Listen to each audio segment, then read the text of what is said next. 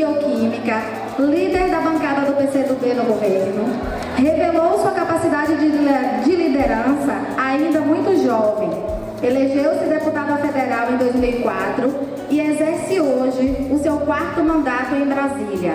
É autora da emenda que criou o piso salarial nacional dos professores. Tem uma atuação de destaque na defesa das mulheres, da juventude, dos aposentados, dos trabalhadores e da democracia. Recebeu ontem o prêmio Congresso em Foco, né? Um dos mais respeitados sites, né, que faz abordagem sobre política no nosso país, sendo eleita uma das melhores deputadas, né, do nosso Brasil. Com a palavra, Alice Portugal. Bom dia a todos e todas. Eu gostaria, em primeiro lugar, de saudar a PLB Sindicato, dizer que a PLB tem sido uma instituição que tem aberto os caminhos para sem dúvida, um aprimoramento, uma mobilização cada vez maior, mas acima de tudo uma tomada de consciência coletiva sobre o valor da educação na Bahia. E isso para mim, Rui, é algo indispensável de ser dito, porque em geral vocês que estão com a ferramenta na mão realizaram as greves pelo Fundeb, depois as greves pelo piso, depois as greves pelo Plano Nacional de Educação, a luta pelos 10% do PIB para a educação e os 75% do pré-sal, do seu fundo social para a educação. Então vocês estão com essa ferramenta na mão, construindo, costurando a educação brasileira ponto a ponto. E às vezes é preciso que alguém que está de fora e que é aliado permanente dessas lutas diga a importância dessa ferramenta. Então eu venho afirmar a importância, o valor e a expressão da PLB do mundo educacional baiano e brasileiro. Parabéns, Rui, Cristiano, Olívia e a todos e todas que fazem a Esvária, a PLB em Ipirá, região e na Bahia. Portanto, é um prazer para mim estar de volta a Ipirá, apesar do nível de cansaço extremo, porque além da semana, uma segunda denúncia contra Michel Temer, nós ontem tivemos que permanecer em Brasília e foi aqui colocado para receber uma premiação. Isso é bom, não é tudo, não é? Porque o tudo mesmo é a mobilização popular para derrubar esse governo ilegítimo. Mas é um ânimo, é um estímulo que você recebe.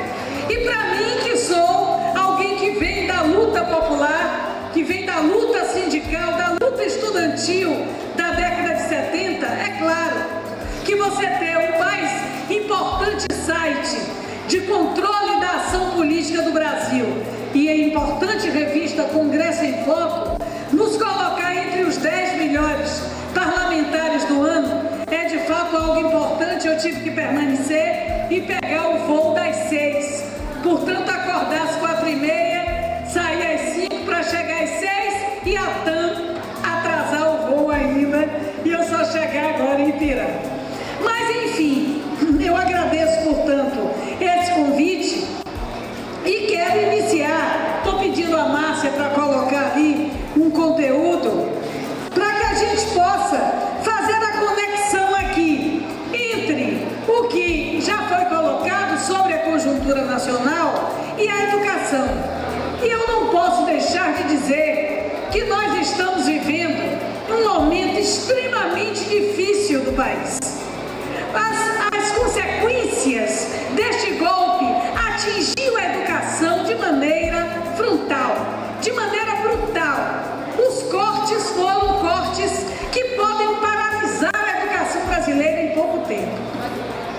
E tudo começou, evidentemente, a partir de uma fraude, porque o impeachment da Dilma, por mais que tenhamos, não é, posições diferentes entre nós, alguns gostavam, outros não, alguns votaram, outros não, mas objetivamente foi o período de maior, não é, confluência de direitos e vitórias para o povo anos, por vermos aliançados com erros. Alguns dos nossos, inclusive, se envolveram em práticas errôneas, erráticas e que merecem ser punidos onde houver prova desse envolvimento. Onde não houver prova, é preciso que a prova exista para que essas coisas aconteçam, essas punições aconteçam. Mas, objetivamente, esses foram anos profícuos para a educação, para os direitos sociais, para a garantia da diminuição do índice de pobreza e de miséria extrema. Esses dias nós estamos festejando as lutas contra a violência à mulher, pela saúde da mulher, pela proteção da infância. E nós sabemos que aqui mesmo nessa região, as crianças morriam de fome, na zona rural, da periferia das cidades, fome extrema, de epidemias primitivas, de verminose. E nós conseguimos vencer essa estatística, conseguimos vencer essa realidade. Não vencemos de maneira integral. Estávamos iniciando o processo de combate à profunda miséria e, acima de tudo, de combate à ignorância.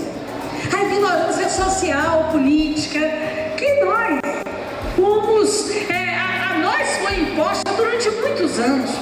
Porque a ditadura militar que ocorreu no Brasil, se foi a ditadura que não matou tanto quanto a ditadura chilena de Pinochet, como a ditadura argentina dos generais Videla e outros, a ditadura no Brasil foi a mais perversa, porque ela, na verdade, matou, exilou, sequelou, mas, acima de tudo, ela desmemoriou a nação brasileira. Desmemoriou a nação brasileira da sua própria história.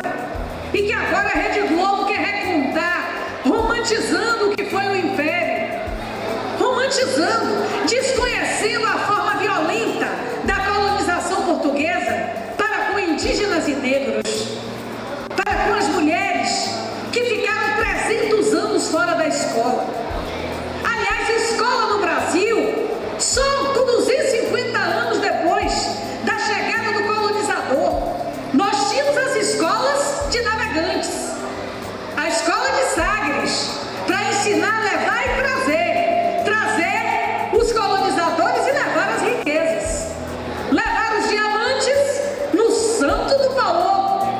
Corrupção é coisa antiga. Então a verdade é que ficamos anos e anos e anos sem escola, sem sistema, sem a compreensão de que o brasileiro nativo, mestiço, é capaz de aprender e que ele seria um povo liberto um dia. Isso demorou muito para o Brasil. Quando algumas pessoas me perguntam, dizem: Alice, você faça a comparação cronológica entre o desenvolvimento dos países da América Espanhola, nossos vizinhos do Cone Sul, e o Brasil. Faça a comparação cronológica com os Estados Unidos da América do Norte e veja o índice de desenvolvimento humano. Ora, é óbvio, nós fomos divididos em um tratado, nós fomos tratados como colônia de uma maneira absolutamente extrativista, nós fomos tratados como silvícolas, as províncias foram entregues a famílias tradicionais portuguesas que tinham o comando hereditário dessas províncias.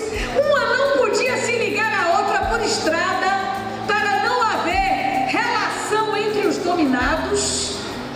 E isso levou a séculos de atraso no Brasil. Séculos de atraso. Um povo que não tinha nação. Um território que teve 3 nomes. Um território que foi dividido sem comunicação entre as províncias. Portanto, o Brasil foi maltratado. Aí quando dizem: olha, não tem furacão, não tem terremoto, não tem tsunami, e aí vem a direita e diz: veja o povo. Eu digo: não, veja quem colonizou, quem governou, quem dominou. Porque o povo achou o caminho da emancipação. Mas a emancipação é lenta. É lenta quando é negado ao povo a seiva do conhecimento e da educação. E isso foi negado ao povo brasileiro. Foi negado ao povo brasileiro, negado de maneira peremptória, somente aos ricos, aos abastados, aos filhos dos portugueses e dos ricos, que iam para Coimbra e Lisboa estudar. Depois veio a Companhia de Jesus, a escola quadrada com o pátio no meio, que muitas das nossas escolas ainda são assim, com a mesma arquitetura dos presídios. E isso efetivamente fez com que tivéssemos escolas voltadas para dentro, olhando para dentro, em si mesmada no conteúdo e na repetição do conteúdo. Fato que ainda hoje tentam impor à escola brasileira. O MEC desce o regramento, a portaria e vão embora em cima de um conteúdo só, sem a compreensão das diferenças regionais, das diferenças culturais, da adaptação às necessidades regionais. Tudo isso ainda é imposto à educação brasileira. Mas ninguém tira do professor, do trabalhador em educação, a sua condição de ser arquiteto de pessoas. A minha letra não parece com a letra de minha mãe nem de meu pai, que estudavam comigo, escreviam comigo, me estimulavam. Eu tive essa sorte. A minha letra é a cópia fiel da letra da minha professora, que eu ainda beijo, ela vive. Então eu digo a vocês que nada mais importante para a emancipação de uma nação do que o estímulo à educação. E nós tivemos altos e baixos, tivemos na história dessa jovem república altos e baixos. Então, a República Proclamada, o Brasil ainda era um zero à esquerda em educação. E os professores já lutavam desde Pedro II para terem o direito ao piso salarial nacional. Desde Pedro II, que se discutia o piso, se discutia, na verdade, era um salário nacional para o professor. Quando o professor ainda era comparado em autoridade ao juiz e ao padre da cidade. Não é? Mas a República, ela não foi um movimento de massas no Brasil. Ela foi uma rebelião na caserna, uma rebelião militar. Ela foi proclamada por marechais. Os 2 primeiros presidentes da República foram marechais. E depois dessa história da República, que eu digo que segue em movimento pendular, nós tivemos vários golpes. E tivemos o Brasil, invariavelmente, ou dirigido por generais, ou comandado pelos ricos. Foi assim que o Brasil se desenvolveu, nessa etapa da República, de 1889 para cá. Ou generais, ou ricos. A única etapa em que nós tivemos a possibilidade de filhos do povo pisarem lá naquele Palácio do Planalto foram os últimos 13 anos, com erros, com alianças difíceis, mas sem as quais nós não ganharíamos. Então este Brasil velho, de meu Deus, estava só começando quando esse atual golpe aconteceu. Porque nós tivemos golpe em 37 com Getúlio, Getúlio se indignou, movimento separatista em São Paulo, movimento separatista que permanece, desculpe aí, viu, para ficar mais próximo, que permanece no Rio Grande do Sul. Agora mesmo aí, você viu? Teve uma pesquisa gaúcha, né, que está lá, novamente, a tentativa, Joel, prazer revê-lo, né, de separatismo gaúcho, separatismo europeu, como alguns se autoproclamam, né? Então, realmente, era uma situação difícil, mas não justificava o golpe. O golpe veio em 37, matou, exilou, prendeu, e Getúlio caminhou direto para as mãos do nazismo. Quase que o Brasil vai com o nazismo na guerra, na Segunda Guerra Mundial. Em 45, Getúlio estava em cima do muro quando houve manifestações gigantes no Brasil para impedir que ele fosse com os nazistas. Quando voltamos da guerra, em 46 foi eleita uma grande constituinte. E nessa Assembleia Constituinte, para reerguer o Brasil em novas bases,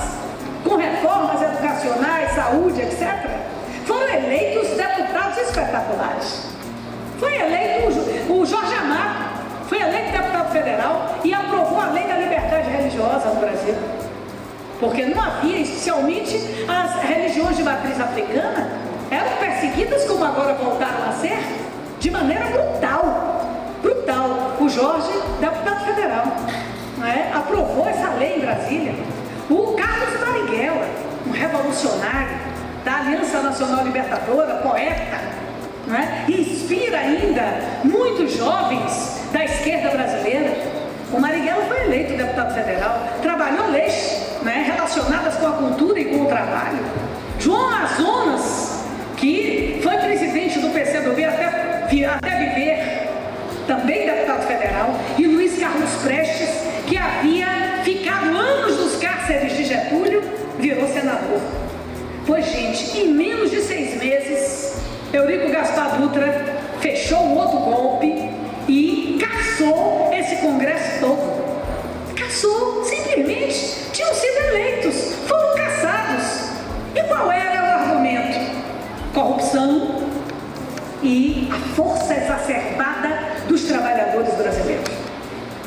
Depois, em 64, com Jango e antes com Juscelino, fazendo governos de centro, não eram governos de esquerda, governo de centro. Jango era mais à esquerda, ao lado de Brizola, mas Juscelino era um homem de centro, um liberal. Digamos, você pode fazer um paralelo com o PSDB na sua fundação. Mas Juscelino era progressista, era desenvolvimentista, era nacionalista, não estava entregando o Brasil. Pois aqueles governos levaram o Brasil para uma democracia mais aperfeiçoada. Quando em 64 os militares, inspirados dos golpes que estavam ocorrendo em toda a América Latina, desferem um golpe brutal sobre o Brasil. Alguns diziam: não é golpe, que nada, não é golpe, é contra a corrupção e contra a exacerbada participação dos trabalhadores, que pode dar numa Cuba. Era o que eles diziam em 64. Cuba tinha sido liberta por seu povo em 59 de um ditador cruel que fez de Cuba um prostíbulo americano. Era um prostíbulo americano, uma linda ilha caribenha, povo alegre, música maravilhosa, era o lugar dos cassinos e dos prostíbulos. Então, o que aconteceu ali? O povo se rebelou e eles tinham medo que na América Latina, pelos exemplos, isso pudesse crescer. Botaram a cunha da corrupção como se todos fossem corruptos da política e vai para Cuba. Não pode, tem que interceptar. E alguns diziam: não, esse negócio é rápido, é só para restabelecer a ordem no Brasil. Durou 21 anos e ceifou a memória do brasileiro. Resultado: nós fomos aos poucos. Aqui tem muito jovem presente, muito educador, muita educadora jovem. Eu e Rui, quando eu cheguei, Rui já estava, obviamente. Então, nós que somos da luta da década de 70, nós ainda enfrentamos essa mesma ditadura de 64. Nós somos da geração da porta das cadeias. Haroldo Lima, Emiliano José e tantos outros. Nós íamos para a porta dos presídios, os estudantes. E eu muitas vezes fui como filha de Haroldo, mentira, que era moreninha, parecia, para levar bilhete. Se um familiar de um preso político daquele ficava doente, não tinha como ser assistido. Eram os estudantes que faziam a vaquinha, que faziam todo o processo de solidariedade. O Brasil sofreu muito e a mídia silenciosa. Foi muita luta, muita greve, muita batalha para botar esse povo para fora, para gritar abaixo a ditadura, gritar constituinte, gritar por um regime jurídico que nos desse esse direito de ter um sindicato. Porque professores, servidores públicos não tinham direito a ter sindicato, eram associações. E nós conseguimos isso. Na primeira oportunidade, o povo, depois da ditadura, derruba-se a ditadura e elege Fernando Collor. As próprias elites que ajudaram a eleger Fernando Collor, lutaram para que ele caísse. A juventude pintou a cara, porque era um translocado, viciado em roubar, tá aí. Cheio de carro importado da garagem, um homem rico de nascimento, que não precisa de dinheiro, mas é uma coisa, não é? Uma coisa que chega às raias da patologia. As raias da patologia. E aí cai o Collor e entra o Fernando Henrique. Esse, o professor aposentado, 2 aposentadorias, sociólogo, que se autoexilou, protestando contra a ditadura, porque ele não foi exilado, nem foi preso. Ele se autoexilou, preocupado com a ditadura, cheio de prêmios internacionais, mas ao assumir o poder foi completamente dominado pela ideologia neoliberal fundante na década de 90 e quase vende o Brasil inteiro. Foi no seu período que a educação mais sofreu. Porque foi ali que nós experimentamos pela primeira vez o corte orçamentário profundo para a educação. Nenhuma ação proativa, o Fundef existia, mas era fraudado como uma peneira. Aliás, a PLB, naquela época, não é, já sindicato, me passava, eu era uma jovem deputada estadual, centenas de processos de prefeitos que fraudavam o Fundef e fraudavam o número de meninos matriculados. Foram as primeiras ações judiciais do movimento sindical da Bahia, porque diziam que tinha 200 meninos na escola infantil, quando você ia ver tinha 80. E aí a gente dizia que era fantasma, matrícula fantasma, eram os fantasminhas camaradas, Gasparzinha, porque inventava a matrícula e o dinheiro entrava do Fundef. E ao final não era utilizado naquilo que precisava ser utilizado. Foi dessa luta que surgiu o Conselho de Fundef. Foi dessa luta que surgiu o fortalecimento de Ministério Público.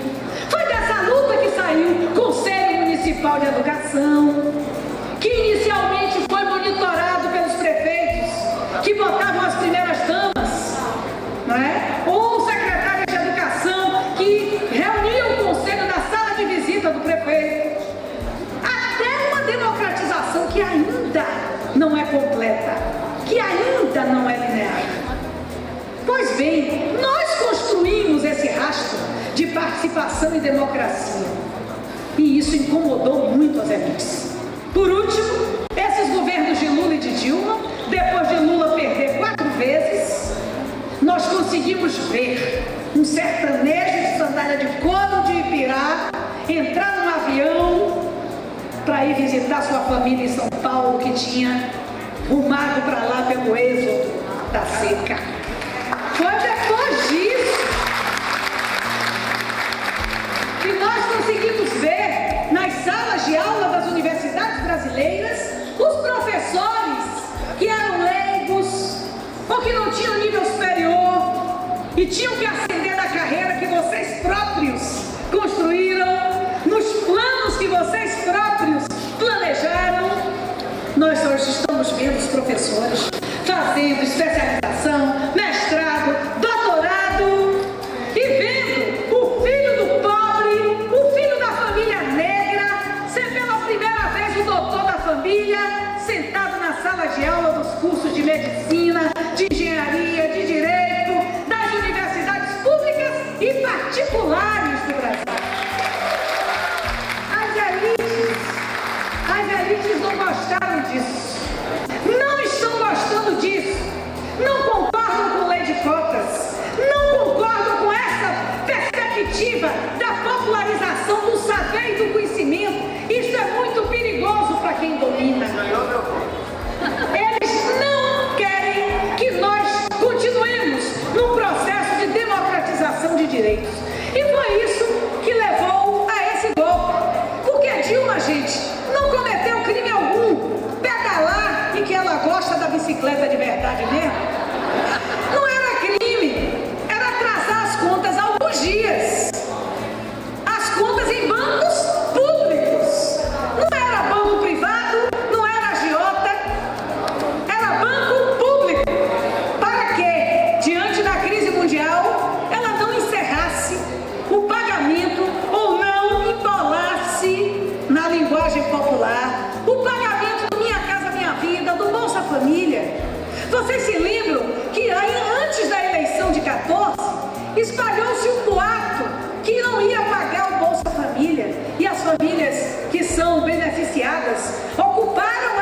agências da Caixa em todo o Brasil, com medo daquele dinheirinho que complementa o seu farnel, a sua cesta, pudesse ser retirada. Aí a gente diz, gente, mas esse programa não é dar o peixe ao invés de ensinar a pescar? Mas nós tínhamos que tipo de pescadores?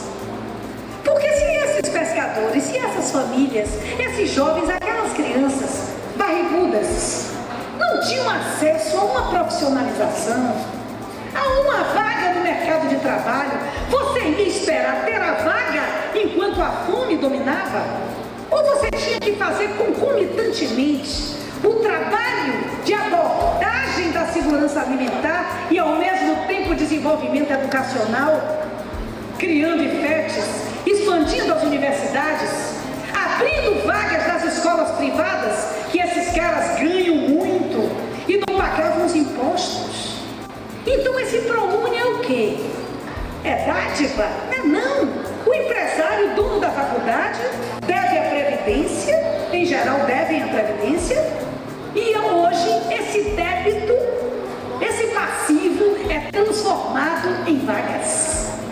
O governo deixa de arrecadar o imposto e paga, o empresário paga em vagas, que em geral estavam ociosas pela inadimplência, pela falta de pagamento dos alunos. Foi negócio para todo mundo. É o chamado juridicamente da ação em pagamento. O governo deixa de receber, o cara paga dando a vaga. Todo mundo ganha, especialmente aqueles que não tinham perspectiva. Então foram vitórias enormes. E a Dilma não queria que essas vitórias caíssem.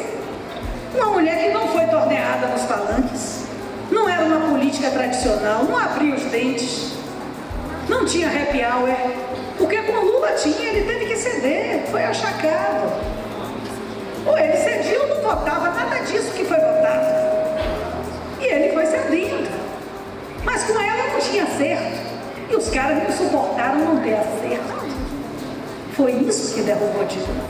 E hoje, os delatores, que são na verdade criminosos, que estão buscando diminuir suas penas, que estão confessando os crimes, pagando o que roubou muitos deles, eles estão dizendo, olha, não, nós recebemos R$1 milhão para votar. O cara Funari disse esses dias, para votar, para pagar os deputados que iam votar no impeachment da Dilma. A primeira denúncia contra Temer, que foi um usurpador. A Dilma, no ápice da crise, entregou a articulação política a Temer, entregou o galinheiro à raposa. E foi ali, ele adora o subsolo.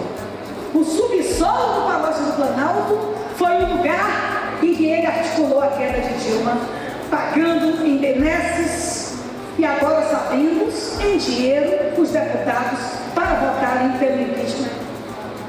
E agora, recentemente, no subsolo do Jaburu, ele se encontra com o dono da JBS, que grava o presidente.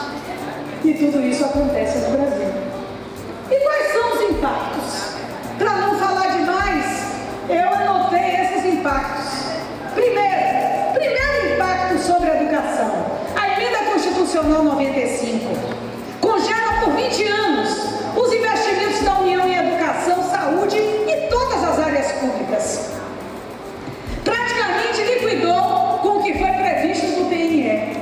Será que o professorado, o alunado, já tem noção disso? Como é que a gente vai trabalhar com a inflação, a média da inflação do ano anterior? E vai conseguir cumprir as 20 metas do PNE? Fazer escola especial,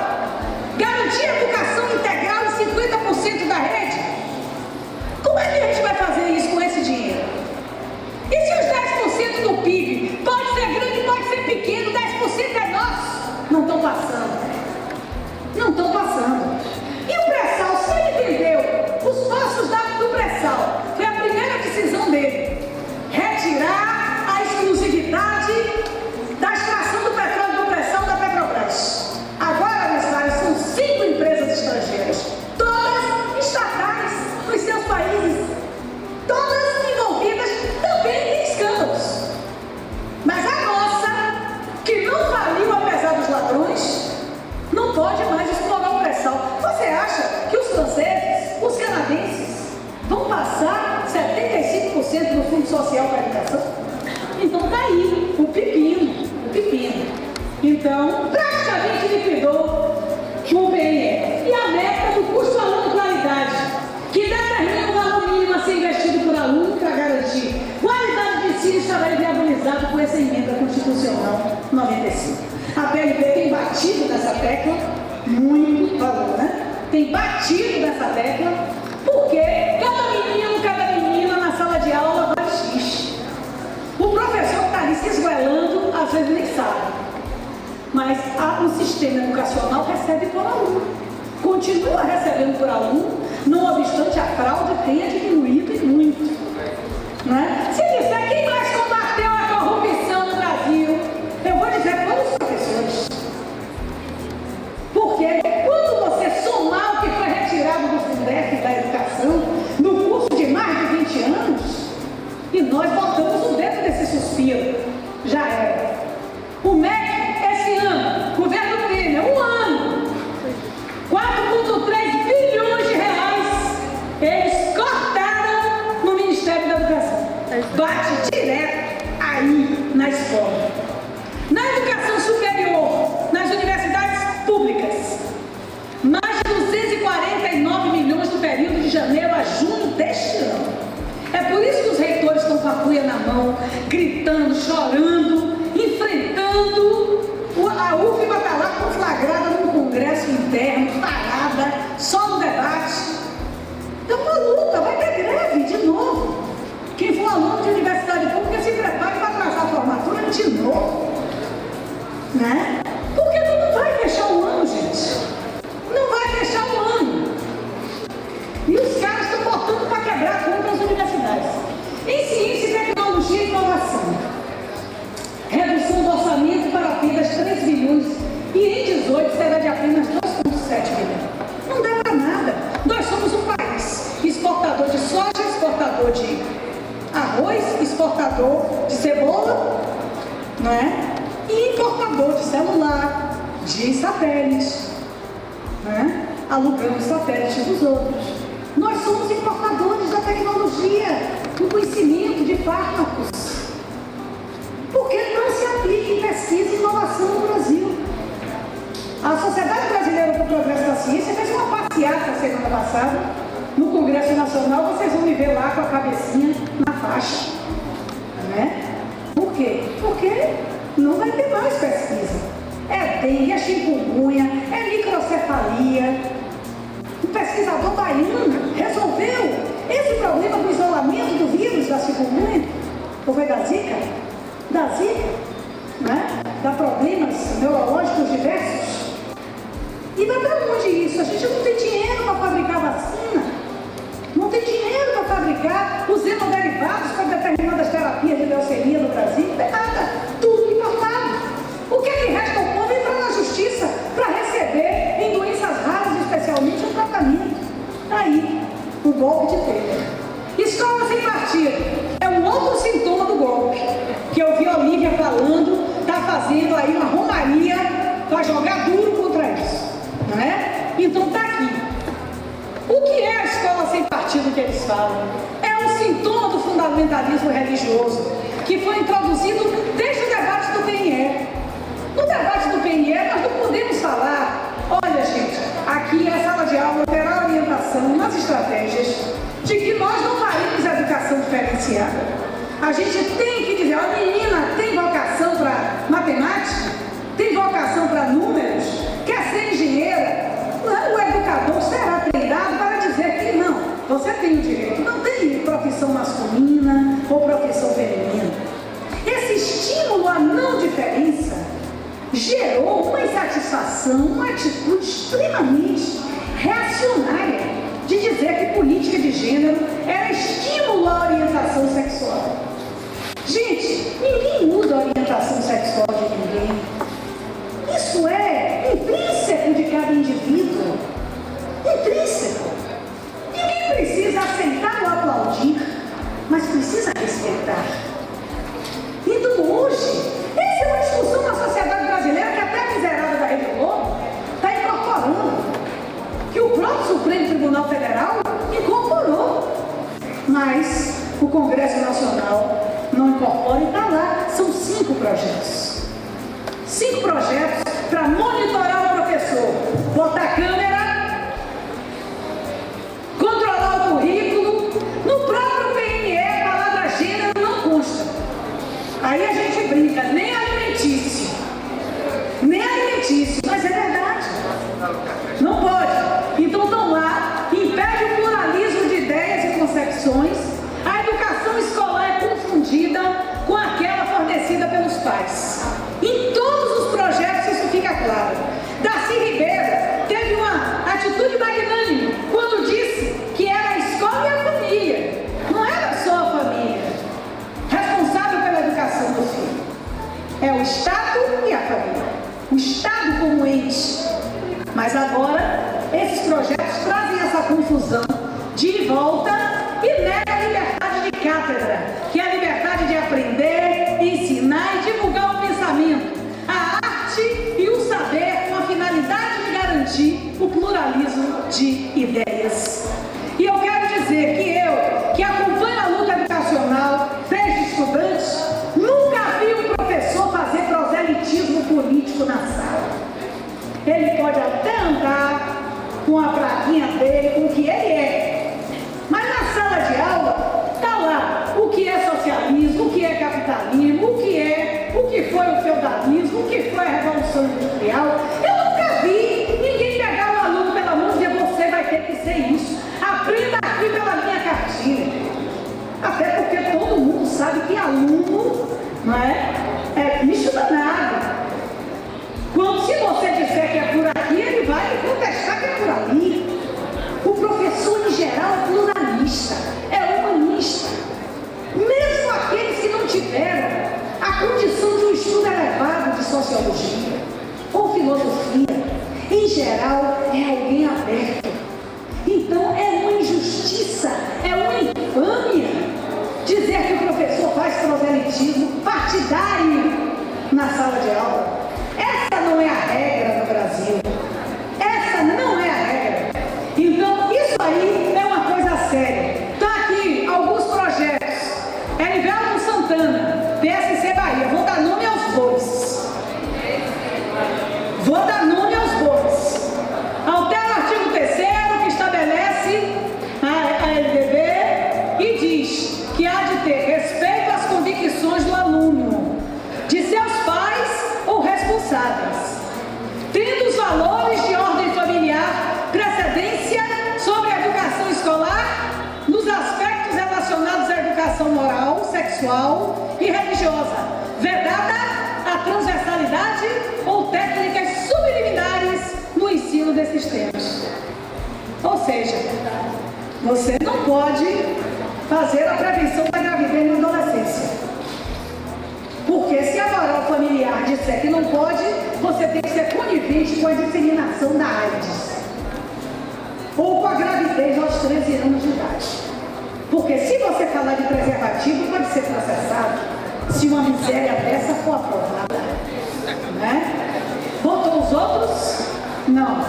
Tudo bem, são 5. O pior de todos é Rogério Marinho, que tem um boato que ele retirou, mas ainda não está confirmado. Né? A prisão de professores, que prevê a prisão de professores que interferirem nesta moral de pais responsáveis ou dos conceitos da família. Aí o novo ensino médio é uma outra consequência. O ensino médio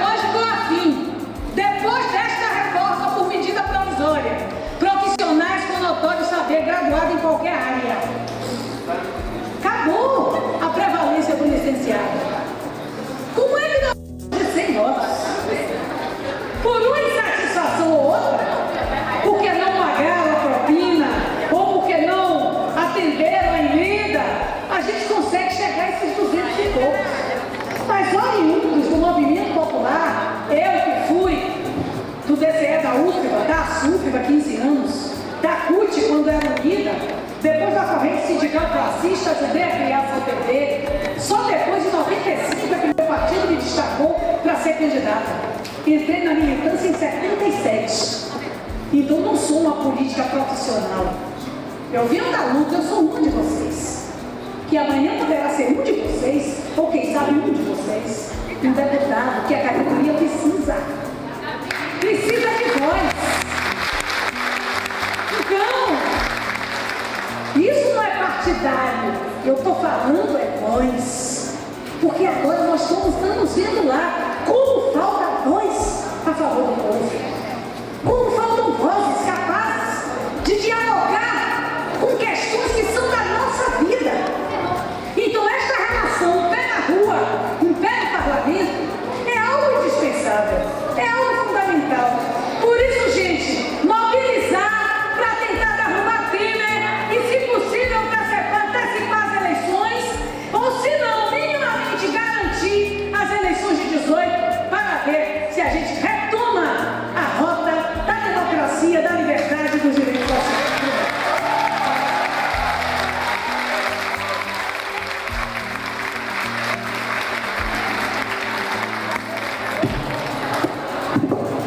Os nossos agradecimentos aos nossos palestrantes que brilhantemente estão hoje aqui contribuindo para a nossa formação política, social e cidadã. Agradecer imensamente a Rui Oliveira, coordenador da PLB, a deputada Alice Portugal, a nossa companheira Olívia Mendes, e dizer que nós retomaremos as nossas atividades às 14 horas, devido ao pequeno atraso que nós tivemos. Aguardamos todos vocês aqui. Eu gostaria de registrar a presença do vereador Weimar Fraga e dizer que o Poder Legislativo e Executivo foram todos convidados a estarem aqui hoje presentes, discutindo a educação no âmbito geral e discutindo a educação do nosso município. Muito obrigada a todos. Até às 14 horas.